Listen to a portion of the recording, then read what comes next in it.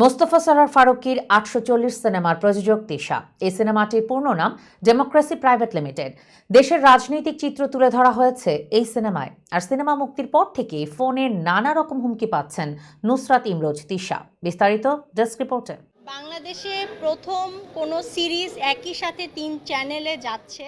প্রেক্ষাগৃহের পর এবার টিভি পর্দায় মুক্তি পেতে চলেছে অন্তর্বর্তী সরকারের সংস্কৃতি বিষয়ক উপদেষ্টা ও পরিচালক মোস্তফা সরোয়ার ফারুকীর এ সিনেমাটি।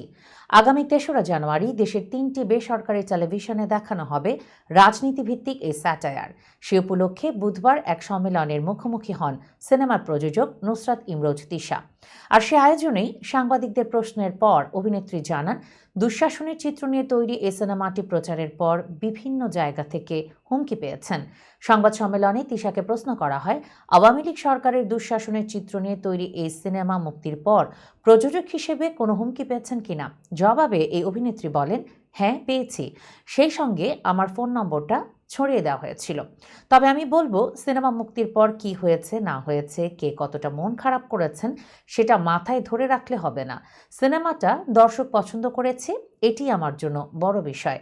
টিভির পর্দায় সিনেমা মুক্তি প্রসঙ্গে তিশা বলেন, একটি সিনেমা মুক্তির পর সিনেমা হলের পাশাপাশি দেশের ৩টি চ্যানেলে একই দিন থেকে প্রচার হতে যাচ্ছে, এমনটা বাংলাদেশের ইতিহাসে কখনো ঘটেনি। দর্শকদের কথা বিবেচনা করে আমরা এমন সিদ্ধান্ত নিয়েছি, কারণ দর্শক সিনেমাটি দেখতে চায়।